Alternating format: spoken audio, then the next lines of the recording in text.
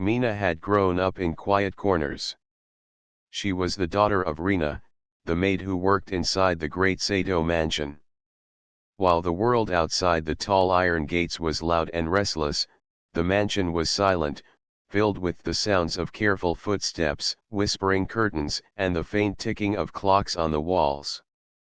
Every morning, Rina tied her hair into a neat bun, tied an apron around her waist, and reminded Mina to be respectful, polite, and invisible. "We are not part of this house," Rina always said softly. "We are only visitors who clean and leave." Mina nodded, though in her heart she often wondered why people who worked the hardest were expected to be unseen. The Sato mansion belonged to Haruto Sato, a billionaire known all over the country. On television, he appeared in sharp suits, smiling at cameras, shaking hands with leaders, and speaking about charity. He promised schools for poor children, hospitals for the weak, and food for the hungry. His words were smooth, and people trusted him because he looked confident and generous. But Mina, from her small place in the mansion, saw things the world did not see. She noticed the way boxes arrived at the house every week, heavy and sealed, with foreign stamps. She noticed envelopes tied with dark ribbons that were delivered straight to the study and never opened in front of others. She noticed how some papers were hidden quickly when guests entered the room. Mina did not understand everything she saw, but she felt in her heart that behind the shine of Haruto's smile there was something darker. Mina was not like most children of workers. She was curious, and she loved to read. In the evenings, after helping her mother, she went to a small shop where an old teacher named Mrs. Aya gave lessons in Japanese and English for a few coins. Mrs. Aya said language was a gift. "If you can read, no one can trick you easily," she told Mina with a kind smile. Mina held those words close, not knowing they would change her life. One afternoon, while cleaning the study, Mina's feather duster brushed against a stack of papers under a lamp. The papers slid to the floor, and she bent quickly to gather them before anyone could see. Her fingers touched a small booklet with neat handwriting and printed numbers. She froze. The language on the pages was Japanese, and though Mina was still learning, she could recognize enough. There were names of companies she had never heard of, lines of numbers, arrows connecting accounts. And then her eyes caught a phrase in English written in bold letters: "Total transfer, $500 million Orchid Trust." The number made her dizzy. She pressed the booklet to her chest and looked around, afraid someone might walk in. No one came. Her heart beat loudly as if it wanted to escape her body. She tucked the booklet under her apron and finished her cleaning quickly, though her hands shook so much she almost dropped the glass vase on the desk. That night, in the small room she shared with her mother, Mina showed the booklet to Rina. The dim yellow bulb above them made the words look even more serious. Rina's tired face grew pale. "This is not for us to touch," she whispered, almost fearful. "If they find out you took this, we could lose everything." But Mina, with wide eyes, said softly, "Mama, this number, it is bigger than anything we know. And look at these words. They do not match what he says on television. He says the money goes to schools, but this says something else. What is Orchid Trust? Why hide it?" Rina closed her eyes for a long time, breathing slowly. She had always taught Mina to stay quiet, to keep her head down, but she also knew her daughter had a sharp mind. "We must be careful," she said at last. "This house is rich and powerful. People like us cannot fight it." But Mina felt a fire beginning in her chest. She remembered Mrs. Aya's lessons, how language could reveal truth. She decided she would read the booklet word by word, no matter how long it took. She wanted to understand. That night, after her mother fell asleep, Mina sat under the lamp with the booklet. She traced each Japanese character slowly, whispering meanings she remembered. It was not easy. Some words were too advanced. But slowly, a picture began to form. The money that was supposed to build schools and hospitals was not reaching them. Instead, it was being moved through strange accounts, vanishing into places with names that sounded like shadows. Mina's eyes filled with tears. She thought about the poor children she had seen on television, smiling with hope when Haruto promised them help. She thought about the mothers waiting for hospitals that might never be built. And she thought about her own mother, who worked day and night, earning only enough for food and rent, while someone like Haruto played with amounts so huge they could change thousands of lives. She closed the booklet and pressed it tightly against her heart. At that moment, she made a silent promise. She might be just a maid's daughter, invisible in the mansion's corners, but she would not allow this secret to remain hidden. What she did not know was that this single promise, whispered in the dark, would one day grow into a storm strong enough to shake the world of the powerful billionaire and expose his $500 million scam. And so, with nothing more than her courage, her mother's support, and the lessons of an old teacher, Mina began a journey that would test her heart, her voice, and her will to stand against lies wrapped in silk. The next few days inside the mansion felt heavier for Mina. Each time she walked past Haruto Sato's study, her chest tightened, as though the walls knew she had touched something forbidden. She still carried the booklet in her bag, hidden beneath her school notes. It felt like carrying fire, dangerous, yet impossible to throw away. Every night, after her chores were finished, she sat at the small table in their room, lamp glowing weakly, and opened the pages. Her mother often reminded her to stop. "Mina, leave it alone. This is not our fight. We are small people. They will crush us if they find out." But Mina could not stop. The rows of Japanese characters pulled her in. Slowly, with the help of her notes from Mrs. Aya's lessons, she began to piece together the meaning. The words described transfers, donations, and accounts. But there was something strange. Every donation written under schools or clinics was followed by another instruction: redirect to Orchid Trust, forward to Harbor Investments, reassign to private account. It was like a map of lies. Mina felt her throat dry as she read. She remembered the smiling faces of children in charity posters. They were promised schools and clean water. But here, in black ink, their hopes were stolen by lines of instructions. The more she read, the angrier she became. She copied the company names and numbers into a small notebook, writing carefully so she would not forget. She did not know what to do with the information yet, but she knew it could not stay hidden forever. One evening, Mina took her notes to Mrs. Aya. The old teacher listened patiently as Mina explained. She placed her glasses on her nose and leaned closer to the booklet. After a long silence, she looked at Mina with serious eyes.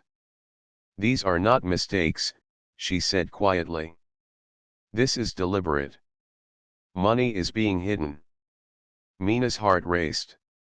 She had expected confusion, maybe disbelief, but not confirmation. "So it is true," she whispered. Mrs. Aya nodded. "Yes. This is the kind of plan rich men make to look good in public while filling their own pockets. Mina, you must be careful. Knowledge is powerful, but it is also dangerous when used against those who have power." Her words sank deep. Mina was frightened, but she also felt stronger knowing her teacher believed her. Not long after, fate brought another ally. Ken, a young reporter from the neighborhood, came by Aya's shop one evening. He was a friend of the old teacher and often came to collect stories for his small newspaper.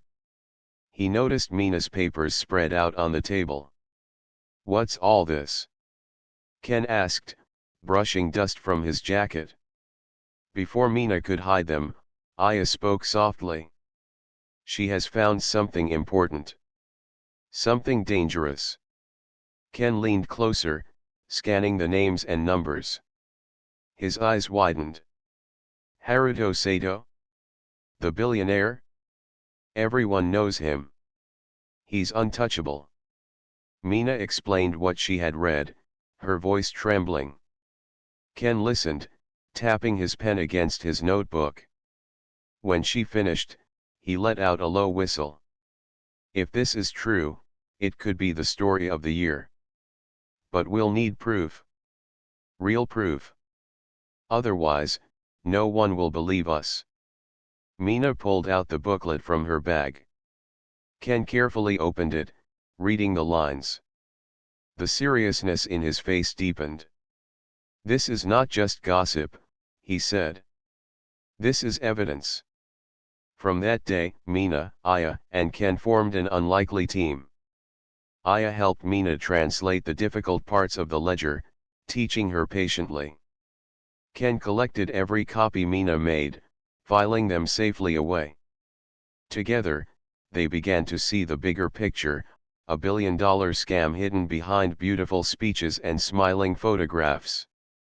Still, fear never left Mina's heart. At night, she often woke up, hearing footsteps in the alley, though no one was there. Sometimes, she felt eyes following her in the mansion. She tried to act normal, cleaning rooms and carrying trays as if nothing had changed. But deep inside, she knew she carried a secret that could destroy Haruto Sato's world. One evening, as Mina turned the last page of the booklet, something slipped out, a folded photograph. She unfolded it carefully. The photo showed a group of children standing around a water pump in a dusty village. Their faces were full of joy.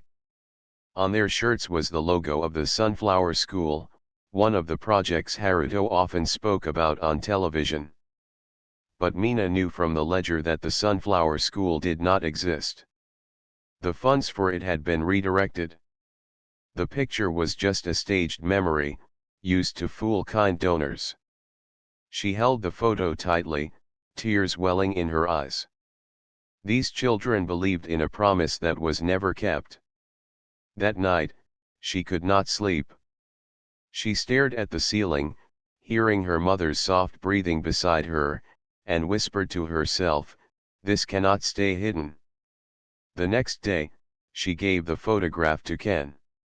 His hands shook as he held it. "This is gold," he said.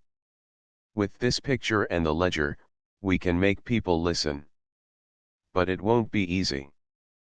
Powerful men always fight back." Aya looked at Mina with quiet strength. "You have stepped onto a dangerous road, child. But remember, truth is heavy, and not everyone can carry it. You are stronger than you think." Mina nodded. She was scared, but she also felt a strange courage growing in her chest. She knew she was just a maid's daughter, living in a world of dust and polished floors. Yet she also knew that sometimes the smallest voices could reveal the biggest lies. And so, with trembling hands but a determined heart, Mina decided she would not turn back. The booklet was no longer just paper. It was a weapon of truth. And she was ready to carry it. Days passed like quiet storms inside Haruto Sato's mansion. Mina worked with her mother as always, dusting shelves, polishing glasses, folding curtains. To anyone watching, she was only a maid's daughter. But inside her heart, a secret fire grew stronger. Each glance at Haruto made her skin crawl. His smile looked different now, not warm or generous, but sharp and calculating. She remembered the lines from the ledger, numbers stolen from children and families. Whenever he praised himself in front of guests, Mina's hands tightened around the tray she carried. She had shared everything with Aya and Ken, and together they were building a small mountain of truth. But the truth was heavy, and sometimes Mina wondered if it would crush her before it ever reached the world. One rainy afternoon, as thunder rolled over the city, Haruto called all the staff into the main hall. Mina and her mother stood quietly at the back.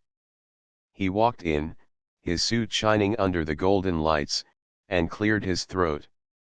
"I want to thank you all for your loyalty," he said, his voice calm and commanding.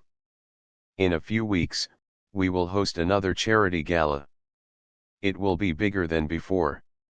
Donors from around the world will attend. Together, we will show them the beauty of giving." Polite applause filled the hall. Mina's eyes lowered, but her thoughts screamed, "Lies. All lies."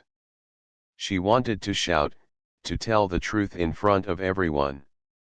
But she stayed silent, gripping her skirt tightly. That night, while helping in the study, Mina saw Haruto's assistant carrying a new stack of files. The man muttered to himself, "Gala list, donors confirmed, press invitations."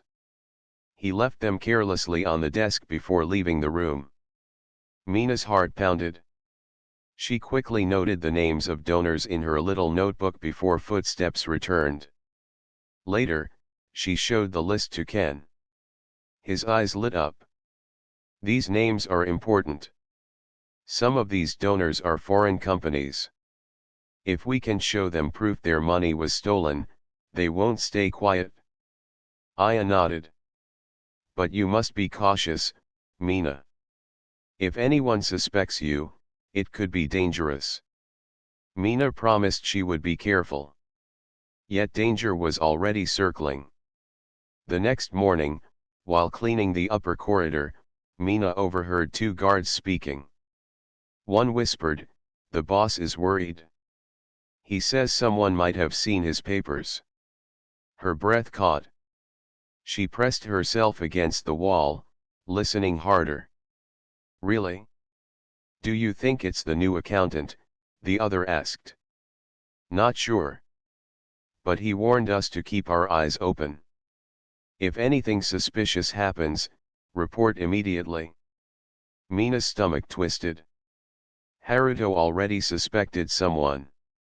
She knew she must be invisible, more careful than ever. But fate tested her. One evening, Haruto himself entered the library while Mina was dusting. He stopped, watching her silently for a moment. His eyes narrowed. "You like books?" he asked. Mina froze, her duster trembling in her hand. She bowed politely. "Yes, sir. A little." He smiled faintly. "Interesting. Most staff only care about wages, not words. What kind of books do you read?" Mina's mind raced. If she said the wrong thing, he might notice. "Simple stories, sir. Fairy tales. Old lessons." Haruto chuckled, but his gaze felt heavy. "Fairy tales can be dangerous. They make people believe the world has justice. But the real world, it only has power." His words chilled her. She bowed again, hiding her face. He left without saying more, but Mina felt her knees weaken. It was as if he was warning her without proof, sending a shadow over her courage. Later that night, she told Aya and Ken what happened. Ken frowned deeply. "He's suspicious. We must move faster. If the gala is coming, that's our chance. If we expose him then, in front of the donors, he won't be able to hide." Aya placed a gentle hand on Mina's shoulder. "Child, you've already done more than anyone expected. But if you're ready, we will stand with you." Mina's heart pounded. She was frightened, but she remembered the photograph of the children at the fake sunflower school. Their smiles deserved justice. She nodded firmly. I'm ready. In the following days, Mina played her role carefully. She carried trays, folded linens, and bowed politely, never giving any hint of what she knew. At night, she met Aya and Ken in the quiet shop, where they spread the ledger copies and donor list across the table. They made a plan. During the gala, Ken would slip into the press area with the documents. Aya would support by translating if needed. Mina's task was the hardest, to gain access to Haruto's newest files, which might contain the final proof. Her small hands trembled at the thought, but her eyes held fire. On the morning of the gala, the mansion buzzed with preparation. Staff rushed everywhere, flowers arrived by the truckload, chefs shouted instructions. Mina walked among them, silent, watching, waiting. She carried the weight of truth in her pocket, the little notebook filled with copied lines. Her mother noticed her quietness and touched her arm. Mina, are you all right? Mina forced a smile. Yes, Mama. Just a little nervous about the big event. But deep inside, she knew it was more than nerves. Tonight could change everything. Tonight, the mask of Haruto Sato might finally crack. And though her hands shook, her spirit whispered, the truth will not stay hidden. The night of the gala arrived with a glittering sky above the city. The mansion stood brighter than ever, its gates decorated with golden lights and carpets rolled out for the arriving guests. Expensive cars lined the driveway, and photographers waited eagerly to capture the famous faces. Inside, chandeliers glowed like suns, filling the grand hall with warmth. Waiters moved swiftly, carrying trays of crystal glasses. Music from a live orchestra floated through the air. Laughter and polite greetings echoed everywhere. Mina walked quietly among the staff, her black uniform blending into the shadows. She carried a tray of drinks, her eyes lowered. To anyone watching, she was just another servant. But hidden in her pocket was her small notebook, and in her heart was a storm.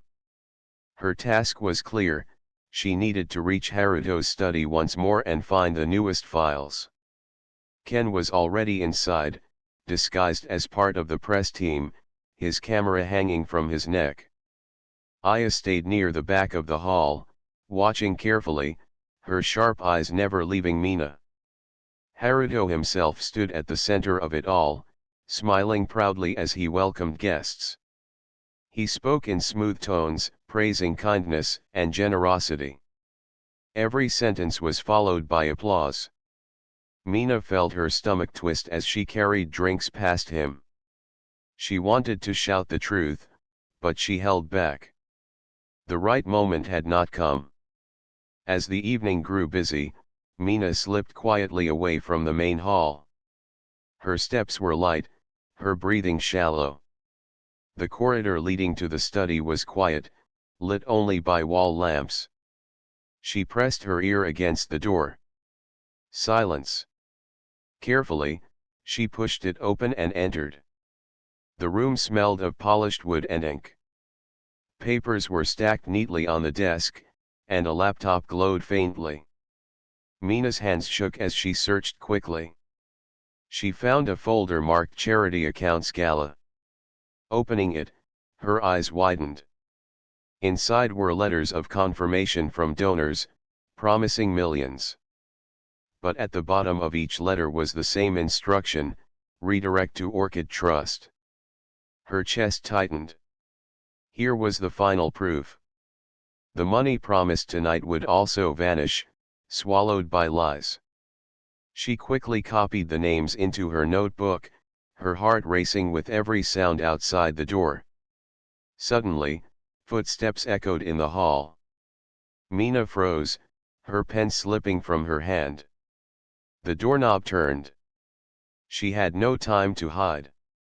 The door opened, and Haruto's assistant stepped in. His eyes narrowed at the sight of her near the desk. "What are you doing here?" he asked sharply. Mina's mind spun. She bowed quickly, trying to steady her voice. "Forgive me, sir. I was looking for extra glasses. The kitchen sent me." The assistant frowned, suspicious. His gaze drifted to the papers, then back to her. After a tense silence, he finally waved his hand. "Glasses are not here. Go back to the hall." Mina nodded quickly, hiding her trembling hands, and walked out with measured steps. Only when she turned the corner did she release her breath. Her notebook was safe inside her pocket.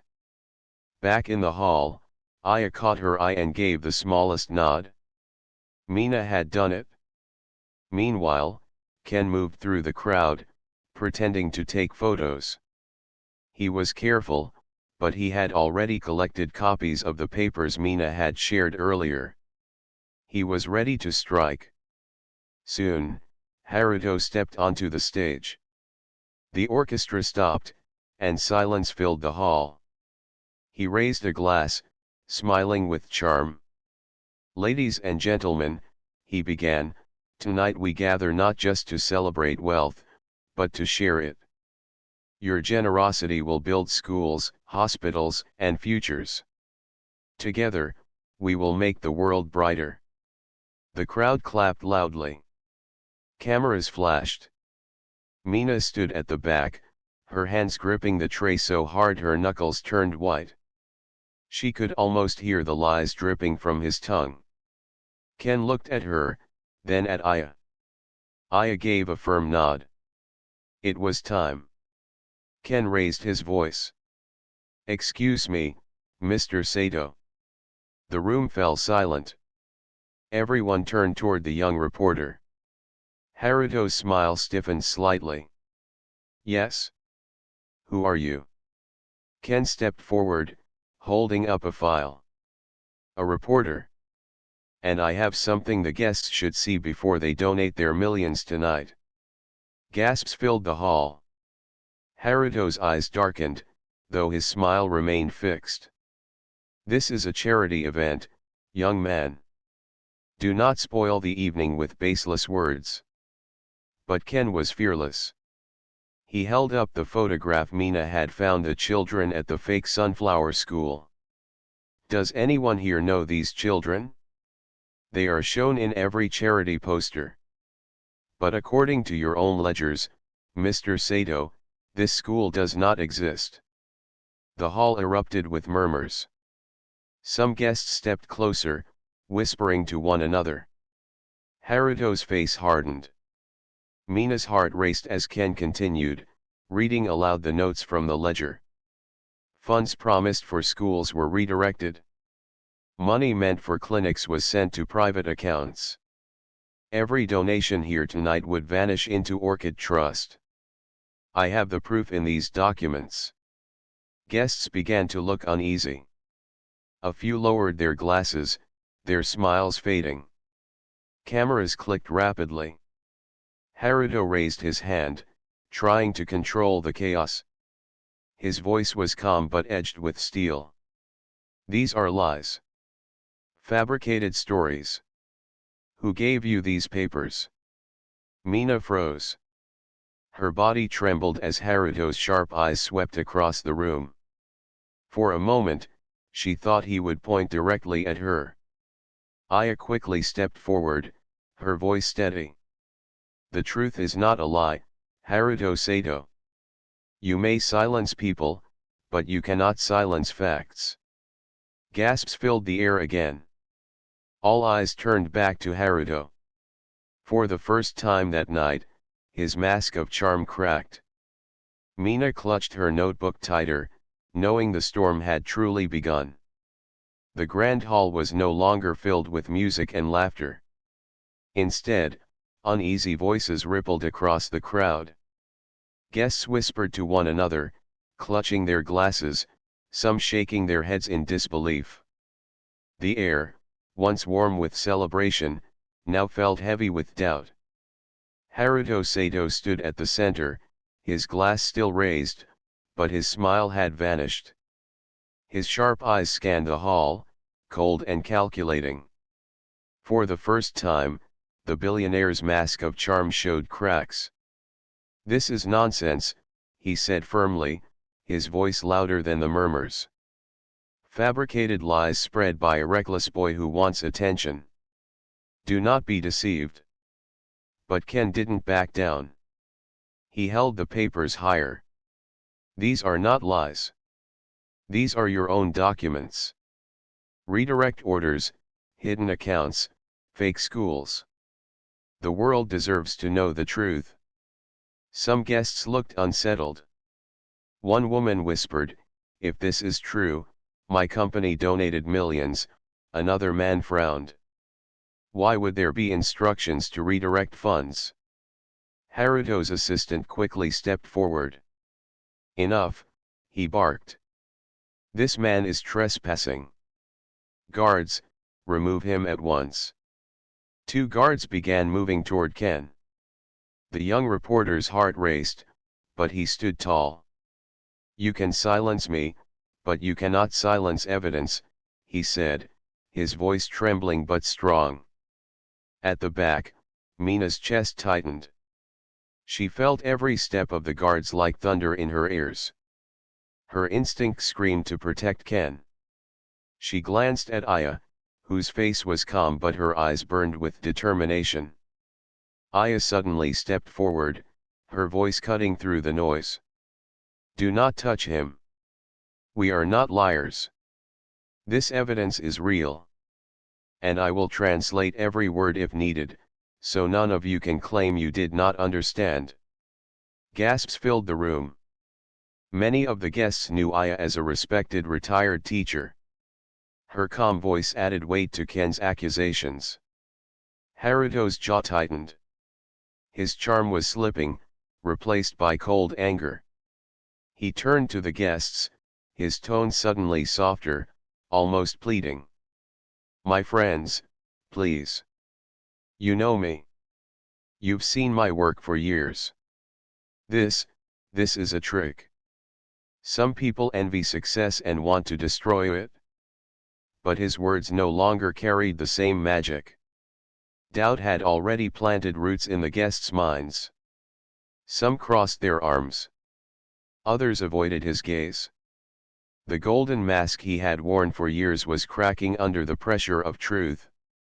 Still, Haruto was not a man who surrendered easily. His voice turned sharp again. "If you choose to believe these lies, then leave. But remember, reputations can be ruined by gossip. And those who spread falsehoods will answer for it." The threat was clear. The guards closed in on Ken. For a moment, it seemed the truth would be crushed by force. But then, something unexpected happened. A guest near the front raised his voice. "If these are lies, then why not show us the real accounts? Prove your innocence tonight." Another guest added, "Yes, open the records. Show us the truth." Haruto's face stiffened. He could not show the real accounts, they were filled with theft. His silence spoke louder than words. The room buzzed with unease. Ken felt a surge of courage. He handed copies of the papers to nearby reporters, who eagerly photographed them. Flashes filled the hall as the evidence spread from hand to hand. The seed of exposure was planted. Seeing this, Haruto's eyes darkened like a storm. He leaned toward his assistant, whispering something. The man nodded quickly and disappeared into the crowd. Mina's stomach dropped. She knew this was not over. The gala slowly broke apart. Some guests left early, their faces pale with worry. Others stayed, whispering, eager for more details. But the glittering joy of the evening had died. The mansion felt colder, its beauty now hiding shadows. Ken slipped out quietly, clutching his camera. Aya followed, her step steady but her face grave. Mina hurried behind them, her heart pounding. They met in Aya's small shop later that night, away from the eyes of guards. The three of them sat in silence for a moment, the weight of the evening pressing on their shoulders. Ken finally spoke. "We did it. People saw. The story will spread." Aya sighed. "Yes, but Haruto will not let this go. He will fight back. He has money, power, and influence. We must be careful." Mina looked down at her hands. They were still trembling. He suspects someone. What if he finds out it was me?" I reached across the table, placing her hand gently over Mina's. "Child, you are brave beyond your years. But bravery also means knowing when to stay safe. Let Ken handle the story now." Ken nodded. "I'll prepare everything for the newspaper. Once it's printed, the truth will spread too far for him to stop." But even as he spoke, all three of them knew danger was near. Haruto's assistant had disappeared with purpose. The billionaire's pride had been wounded in front of the world. And men like him did not forgive easily. That night, Mina lay awake in her small room. Her mother slept peacefully beside her, unaware of the storm their lives had entered. Mina stared at the ceiling, her chest heavy with fear. But mixed with the fear was something new, a spark of hope. For the first time, powerful men had been forced to listen. For the first time, lies had been challenged in the open. She whispered to herself, "The truth is out. No matter what happens next, the truth is out." Yet deep in her heart, she knew the battle was only beginning. The morning after the gala, the city buzzed with whispers. Newspapers carried bold headlines: "Billionaire faces allegations of fraud." Radio stations debated the scandal, and television reporters replayed shaky footage from the gala.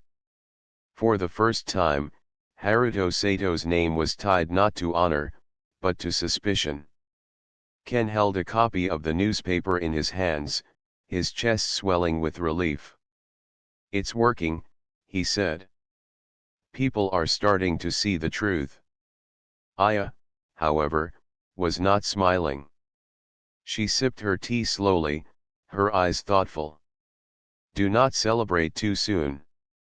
Haruto is a man of power. He will not let his empire fall quietly." Mina listened silently, her fingers tracing the edge of her notebook. Her heart felt heavy with both hope and fear. She wanted to believe the truth would win, but Aya's warning echoed in her mind. By evening, Aya's words proved true. Two men in black suits appeared near Aya's shop, their eyes sharp, their presence heavy. They didn't enter, but they lingered long enough to make their message clear: someone was watching. Ken noticed them first. He pulled Mina aside. "They know. Haruto's men are watching us. We need to be careful." Mina's throat went dry. She remembered the assistant's suspicious eyes in the study. She remembered Haruto's voice, soft but cold, warning that power was stronger than justice. Fear wrapped around her like chains. That night, as she walked home with her mother, Mina felt footsteps behind them. She turned, but the street was empty. Only shadows stretched under the flickering lamps. Still, she gripped her mother's hand tightly until they reached their small room in the mansion's servants' quarters. The next day, Haruto called the staff together. Mina stood at the back, her chest pounding. His smile had returned, but it was different now, sharper, thinner, like a blade hidden under silk. "My dear friends," he began, "rumors have spread about me. Lies meant to harm all of us. You work in my home, and so you are part of my family. I expect loyalty."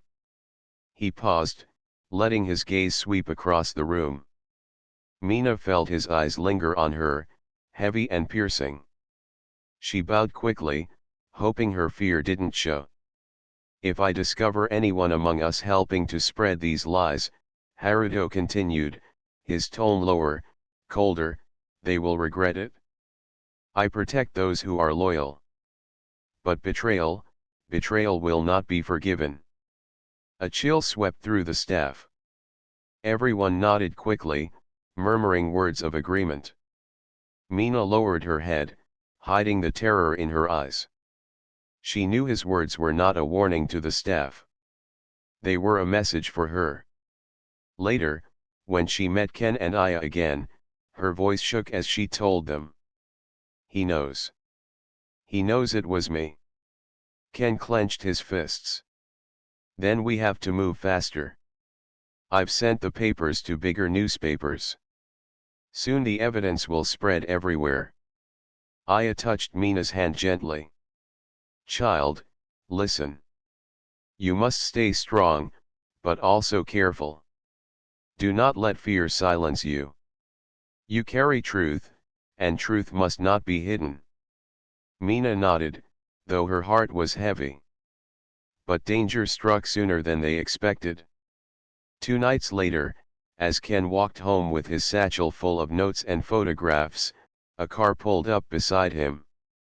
Men stepped out, their faces stern. "Come with us," one ordered. Ken tried to resist, but they grabbed him, shoving him into the car.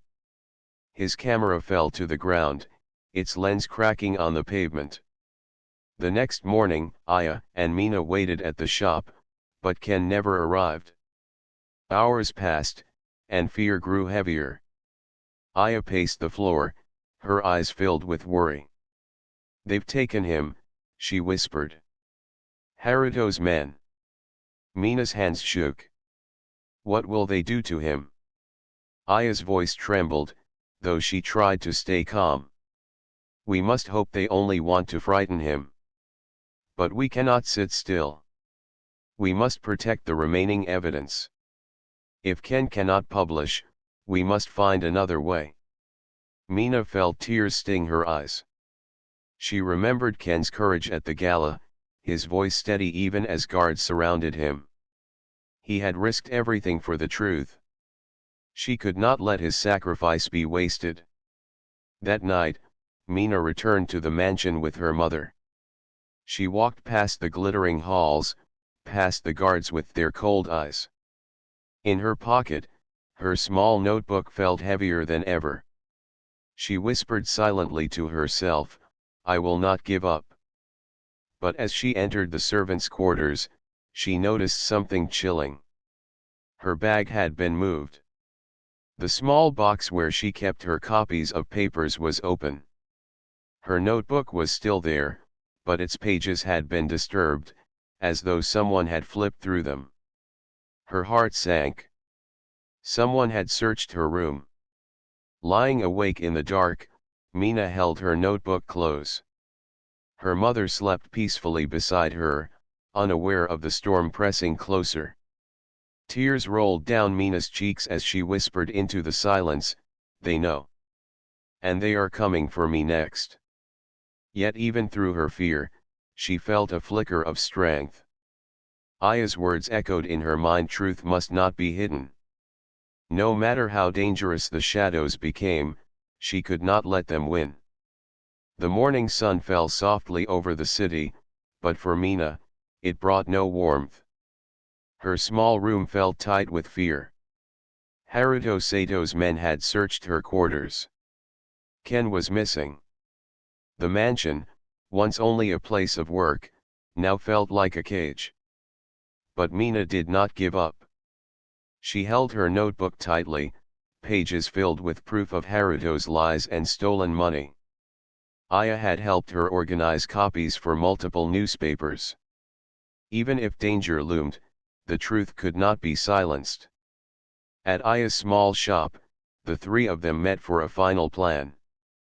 Ken had managed to call briefly from a safe location, confirming he was unharmed but still trapped. "We cannot wait," Aya said firmly. Haruto will continue to threaten. Tonight, we must ensure the world sees everything. Mina, you must deliver the last set of documents to the largest newspaper before he can stop us. Mina nodded, her hands trembling but her heart steady. She had faced fear before, but this was the most dangerous step yet. They left the shop, walking quickly through the crowded streets. Mina kept her bag close, feeling its weight not as burden, but as responsibility. Every step reminded her of the children in the fake sunflower school, the families who had been cheated, the millions that could now be saved. At the newspaper building, Mina was greeted by editors who had already been tracking Ken's story. She handed over the last set of papers. "This proves everything," she said quietly. "You must publish immediately." The editors nodded, understanding the urgency. Within minutes, presses began rolling. Headlines flashed across newspapers, websites, and news channels. Billionaire Haruto Sato accused of $500 million scam, evidence exposed by young maid's daughter. Across the city, phones rang, people read, and whispers became shouts. Haruto's empire, once untouchable, trembled. Back at the mansion, chaos erupted. Guards ran to the study, assistants shouted, and Haruto Sato himself appeared in the grand hall. His face was pale, eyes wide with disbelief. The gala donors had seen the news online. Some cancelled donations immediately. Others demanded explanations. Haruto tried to regain control, his voice sharp, but it was too late. Evidence of the stolen funds, the fake schools, and the redirected accounts was everywhere. No charm, no threats, no power could stop the spread of the truth now. In the servants' quarters, Mina and her mother listened to the muffled chaos from outside. "Is it over?" her mother whispered. Mina hugged her notebook close. "Not completely," she said softly. "But the world knows now. And that is the first step." By evening, Ken was released, his captors realizing the scandal had already gone public. He arrived at Aya's shop, exhausted but smiling. Mina ran to him, relief flooding her chest. "You're safe," she whispered. Ken held her hand, looking at the notebook she still carried. "You did this.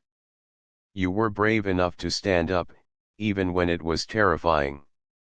Without you, the truth might still be hidden." Mina blushed. "We did it together. You and Aya helped me." Aya smiled warmly.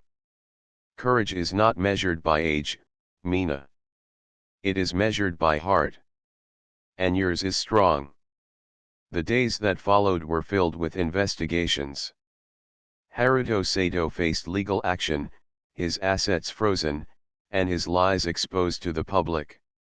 Some of the stolen money was recovered and directed to real schools and hospitals. Families who had been cheated finally received help. Mina's life changed too. She was no longer invisible. People recognized her courage. Teachers and journalists spoke of her bravery. The girl who had once only dusted shelves in a silent mansion now inspired thousands. One quiet evening, Mina stood outside Aya's shop, holding the same photograph that had started it all, the children at the fake sunflower school. She smiled softly. The children might never know her name, but they would benefit from the truth she had uncovered. Her mother stood beside her, placing a hand on her shoulder. "I always knew you were special," she said quietly. Mina looked at the city, lights sparkling like stars. She realized that even the smallest voice could shine against the greatest lies. She whispered to herself, "No matter how big the world seems, the truth can always find a way." And with that, Mina, the maid's daughter, had changed not just her own life, but the lives of thousands who would now see justice. The mansion, once a place of silence and hidden wealth, remained tall and grand, but its golden mask had fallen. And in the quiet streets of the city, the story of courage, honesty, and truth lived on, inspiring all who dared to speak even when the world seemed too powerful to challenge. Mina smiled, knowing one simple truth: even the smallest hands could hold the heaviest power, the power of truth.